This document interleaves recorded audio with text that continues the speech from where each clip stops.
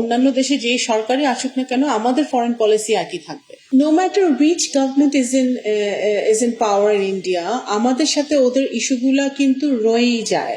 তো ওগুলো তো আমাদের অবশ্যই ডিল করতে হবে, weather is BJP or any other political party. আমাদের দিক থেকে আমাদের ওদের সাথে পানির ইস্যু আছে, পুশব্যাকের যে ইস্যুটা বললেন ওটা আছে, আরো অনেক ইস্যু আছে।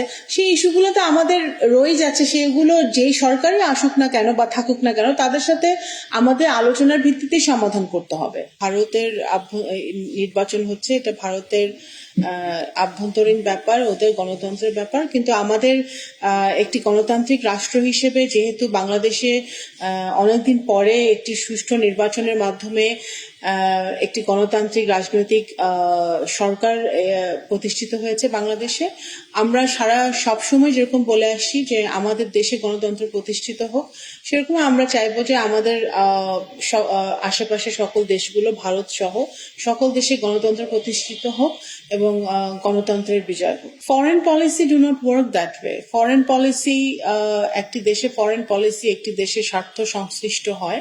আমাদের দেশের ফরেন পলিসি আমরা আগেই বহুবার বলেছি, আজকেও বলছি যে মাননীয় প্রধানমন্ত্রীর যে foreign policy, Bangladesh first foreign পলিসিতে চলবো আমরা, সেটা অন্যান্য দেশে যে সরকারই আসুক না কেন আমাদের ফরেন পলিসি একই থাকবে। আমরা আশা করব যে ওনারা যেরকম কথাবার্তা ওনারা বলছেন সেটাই কার্যকরী হবে এবং আমাদের সাথে যে আলাপ আলোচনা হয়েছে, আপনারা রিসেন্টলি দেখেছেন যে আমাদের ফরেন মিনিস্টার ভারত সফরে গিয়েছিলেন, সেখানেও ওনারা ভিসার ব্যাপারে পজিটিভলি বলেছেন। তো আমরা আশা করব যে ট্যুরিস্ট ভিসা সহ সকল ভিসাই স্বাভাবিক হবে এবং আমাদের দুই দেশের মধ্যে যাতায়াত আবার স্বাভাবিক হবে।